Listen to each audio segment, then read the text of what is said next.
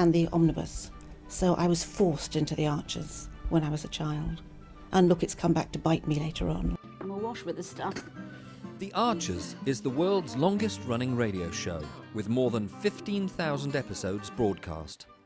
Despite being a rural flavour show, The Archers is recorded in the heart of... Welcome to the Deep Dive. Today we're opening a really fascinating stack of sources. It takes us on quite a journey. It really does. From, petty, hyper-local village conflict, right into the heart of a genuinely shocking medical threat. Yeah, quite a shift. And finally into the corrosive anatomy of deep family betrayal. Mm-hmm. Our mission, as always, is to pull out those surprising, actionable knowledge nuggets hidden inside this really intense narrative. It's a study in extremes, isn't it? We start by charting the immediate kind of visible fight out of community arguments. The kind you see everywhere. Exactly. The kind of drama that plays out over like baking and produced shows. And we contrast that with the silent, insidious consequences of long-term psychological damage. Right. We're going to be pulling out a crucial public health warning one you might have easily missed, and analyzing how profound trauma dictates life choices, even for the perpetrators. So the narrative threads we're tracking, they couldn't seem more different on the surface. You've got the high-stakes stress of trying to organize a competitive rerun event. Yeah, the practical chaos. Versus the heavy emotional cost of a homecoming that is just absolutely drenched in guilt and pain. Real contrast. Let's start with where perhaps every community conflict ultimately ends up being acted out by children. It's quite something. The source is open right there, with the immediate consequence of public squabbling. You have 4-year-old Martha. Bless her heart. Acting out a recent, very public and pretty embarrassing row that happened between Brian and Justin. And she's using her own toys, right? Yes. Pink Teddy is Brian. Fluffy Rabbit is Justin. She's staging the whole argument for her audience of, other dolls. And it wasn't just any argument. She was recreating the specific things these two adults had argued about in front of the entire school. And even in church. It just shows how rapidly that local drama filters down, doesn't it? Becomes children's play almost instantly. It's a perfect illustration of social learning, I suppose. Absolutely. And Martha, well, she delivered a clear, if maybe slightly brutal verdict in her play. Brian the bear, he won. And Justin the rabbit was summarily sent back down his burrow.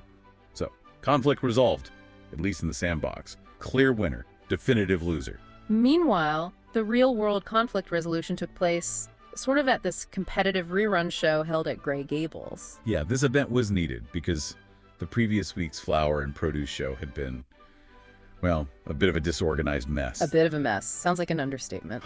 Possibly. Yeah. And that previous chaos clearly put people off, The sources note the rerun was sparsely attended. Suggests community annoyance kind of trumped competitive spirit for many. Seems like it. But for those who did show up, the quality of the entries was still high. Definitely. We see Susan entering a pear and ginger cake, and Ben bringing a Black Forest gâteau. And crucially, that gâteau. Ben used Graham's recipe, didn't he? Yeah. And rebaked it specifically for this show. He did. Susan also entered some of Gran's produce, a jar of her honey, a buttonhole from one of her roses, making sure Gran was represented. Nice touch. Yeah. Even without baking herself. So the judges, Azra and Alan, stepping in last minute because Fallon was apparently completely frazzled. Understandable given the circumstances. They had a clear task. And in the main baking category, Ben's Black Forest gâteau won. Right. The judges decided it had more flavors compared to Susan's cake. Simple as that. But what I love about this detail is Ben's reaction to winning. All those fantastic prizes, a meal for two, wine tasting spa session. Pretty good all. He decided to give every single prize to Gran. Said explicitly he wouldn't have won without her recipe, her guidance. That's really lovely. It's a very sweet, sort of unifying moment in what's otherwise quite a dramatic story. It really is. Highlights recognizing the people behind the success. Definitely. But this is where the tone just shifts dramatically, doesn't it? Oh, absolutely. We go from the minor sweetness of cake to, well, a potential catastrophe involving something we all might grow in our own gardens. Exactly. The judges moved on to section A1. 3 courgettes without flowers. Okay. Now, both Azra and Alan apparently admitted they had, no idea how to judge these courgettes on appearance, Mm. especially since there were only 2 entries. Right, not much comparison. This lack of criteria led Azra to make a, shall we say, risky choice. She decided to taste one. Taste a raw courgette in a Right. competition. Well, Alan immediately questioned it, asked if they were even allowed to do that, if the grower would mind. But she went for it. And the result? The flavor verdict was instantaneous and alarming. Bitter. Just bitter. Uh-oh. Azra immediately warned Alan, spit it out, recognizing that bitterness as a major danger sign. Okay, so this is where we extract that fascinating and, frankly, critical piece of knowledge about common garden produce. This is a deep dive nugget everyone needs to know. Seriously, Okay. especially if you grow your own veg. That bitter taste, it's caused by extremely high concentrations of a substance called cucurbitacin. Cucurbitacin. Okay. And Azra, drawing on her medical knowledge, immediately identified the risk of toxic squash syndrome. Toxic squash syndrome. Wow. It sounds rare, but based on her reaction, it sounds absolutely horrific. Why is it so dangerous? Why does a bitter courgette mean spit it out now? The danger lies in how quickly and severely cucurbitacin attacks the body. It's a natural defense compound produced by plants in the cucurbit family that squashes, cucumbers, gourds, melons. Right. While commercial varieties are bred to have negligible levels, if you get a rogue plant, maybe through cross-pollination or bad seed, the consequences can be severe. How severe? Azra actually recounted a case study. A patient of hers became seriously ill after eating homemade pumpkin soup. He'd noticed the bitterness raw, but cooked it anyway, thinking the heat would neutralize it. But it doesn't. It does not. That's the crucial thing. Cooking does not remove the toxin. And the symptoms of this syndrome, they go way beyond just a simple stomachache then. Oh, far beyond. We're talking profound systemic responses. Severe inflammation of the gastrointestinal tract, leading to, catastrophic internal damage. Grief. In the worst documented cases, it causes low blood pressure, rapid heartbeat, liver damage, acute kidney failure, Kidney failure from a squash. and potentially a bizarre delayed side effect, hair loss, sometimes weeks after you ate the thing. Hair loss. That's Yeah. unexpected. So a seemingly innocent local gardening competition almost turned into a mass casualty event because one judge decided to taste a courgette. Pretty much. It just underscores the danger of maybe complacency with homegrown food. You have to pay attention. So what actually causes the cucurbitacin levels to spike like that in a normally safe plant? Well, the condition is rare in standard cultivated squashes, as I said, but it usually happens from one of 2 things. Cross-pollination is a big one. Yeah. If your cultivated courgette cross-pollinates with, say, a wild gourd or an ornamental gourd nearby, which naturally have high cucurbitacin levels, the seeds produced by your courgette can grow toxic plants next year. Right, the next generation. Or sometimes it's simpler. Just planting a rogue batch of seeds that hasn't been properly stabilized, a genetic throwback, basically, to the wild, bitter ancestor of the modern squash. Fascinating. And in this specific case, Azra's decision to taste it, while risky, actually saved the day. Ironically, yes. Alan noted that since one entry was potentially toxic, Seeley's courgettes won the competition by default. A lucky escape, really.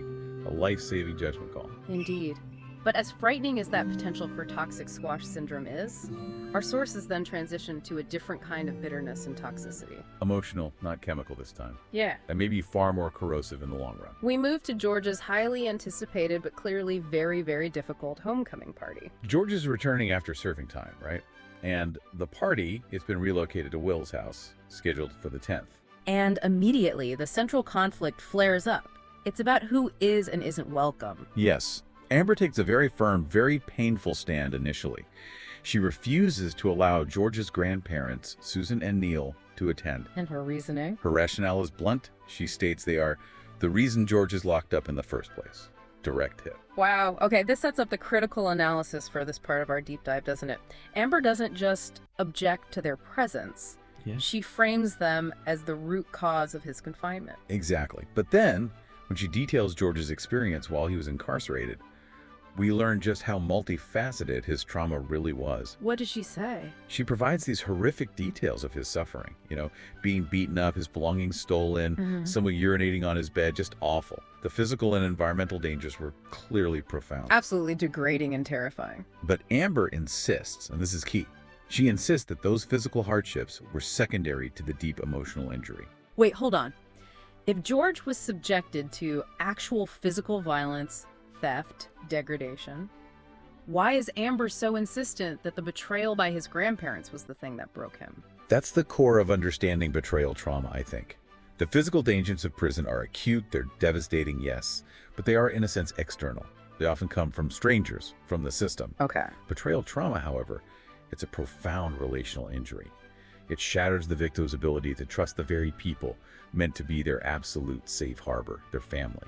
And the sources give us a horrifying, symbolic way this manifested for George, don't they? Amber talks about his nightmares. She does. And they're chilling. In these nightmares, George is trapped. He's in the car that crashed into the river, struggling to survive. Oh, God. But when he looks up through the murky water, he sees Susan and Neil standing on the bank. And they aren't helping. They're just watching him drown. Wow. That Yeah. imagery, it just perfectly encapsulates that feeling of abandonment, doesn't it? The failure of responsibility. It isn't just that they betrayed him. The feeling is that they actively watched him sink into the consequences of their actions. That makes the betrayal feel so much more active somehow. Exactly. Amber insists that it was the knowledge that his own family was responsible for him being there, that they watched him drown psychologically, that inflicted the wound that hasn't healed. The physical abuse was survived. The betrayal fundamentally changed him, his self-perception, his worldview. So does Amber stick to banning them from the party? She does eventually concede slightly, so she won't physically stop Susan and Neil from coming, but she delivers this chilling, powerful warning to Susan. She tells her to worry more about the fact that George hasn't stopped hurting. Despite serving his time, despite being physically free, the pain is still there. That warning, it should have been a wake-up call, shouldn't it? A clarion call for reconciliation, maybe? You'd think so. This was the moment, wasn't it? The opportunity to begin that agonizing path toward atonement, toward maybe trying to fix things. But here we encounter the final twist. A choice that reveals volumes about, well, the calculus of guilt and avoidance. Susan tells Emma that she and Neil cannot attend the party on the 10th. They can't make it. After everything, the ultimate missed opportunity for healing, right when it was offered, however tentatively. What's the reason they give? The stated rationale is, well, it's compelling on the surface, but maybe convenient. Susan claims they had already accepted an invitation from Nellie, that's Neil's birth mother, for the exact same evening. The 10th? Seriously? Apparently accepted weeks prior, and Susan supposedly just forgot to put it in the calendar. Forgot, right. And the stated priority for that meeting. Neil is keen to reestablish contact with Nellie, learn more about his infancy, focusing on recovering the details of his past. So it's a deliberate choice then, prioritizing a newly established, potentially unblemished relationship over facing the profound pain of the deeply damaged one with George. I think you have to see it that way. It looks like a classic defense mechanism when faced with crushing guilt. You know, guilt is focused on specific actions. I did a bad thing. True accountability requires facing the victim of that action. Whereas this feels more like shame. Shame is focused on the self. I am a bad person. By focusing on the Nellie relationship, a new connection, potentially flattering, focused on Neil's origins, and they're prioritizing self-preservation, self-definition even, over the hard, painful work of repairing George's trauma. It feels like fleeing accountability. choosing the past over the present, choosing the known comfort, perhaps, of historical connection over the immediate volatile challenge of reconciliation. Exactly. And Susan's concluding rationalization, it's just devastatingly simple, isn't it? She says, it doesn't matter anyway, as George is not likely to miss us anyhow. Oof, that phrase, it speaks volumes, doesn't it? About their internal distance from George's actual pain. It really does. It implies this belief that their absence will be painless for him, which lets them off the hook. Right. It allows them to rationalize their own actions as being irrelevant to his healing, rather than maybe a necessary painful step toward it. We have certainly pulled the threads tight here today. We've seen the immediate, small-scale consequences of conflict in Martha's game, And the sweetness in Ben's cake win for Gran. which contrasts so sharply with the massive long-term consequences of Susan and Neil's betrayal and, well, their subsequent avoidance. And let's not forget that clear, actionable knowledge nugget we pulled out, the silent toxicity of the cucurbitacin and the courgette. Right next to the open, festering toxicity of profound family injury, quite the juxtaposition. Before we wrap up, we should quickly mention Ben, our kind-hearted Gâteau winner. He's starting a new job on Wednesday. Oh, Doing what? with a nursing agency, apparently seeking broader experience before committing to a permanent role. Good for him. That's a true fresh start, isn't it? Actively sought out. Mm. Which brings us right back to Susan and Neil. They had the chance for a fresh start with George, however difficult, but they chose instead to prioritize their relationship with Nellie, recovering the past over the difficult, immediate demand of healing the present. And this raises a really important question, I think. Something for you, the listener, to consider. When faced with profound guilt over past actions, is prioritizing a relationship that offers emotional safety and positive self-definition, like Neil seeking his birth mother, is that an understandable act of self-preservation? Or is it the ultimate failure of responsibility to the person you grievously wounded? What does that choice reveal about the difficult calculus of accountability versus evasion when guilt feels overwhelming? Something to think about. Definitely. Thank you for diving deep with us today. We'll see you next time. So, what are you doing now? Just getting ready for the next episode. Just And, moving mics around. So, what do you do? I do the spot effects on the archers. Any Are you what we movements call Foley then? and- kind of. Yep. That's, Okay. And these are all part of the paraphernalia of production. Yep. That's the bull bar. That's, This one. yep. That's. Haley so wanted to be in their own place when their baby came. It's due in 2 months.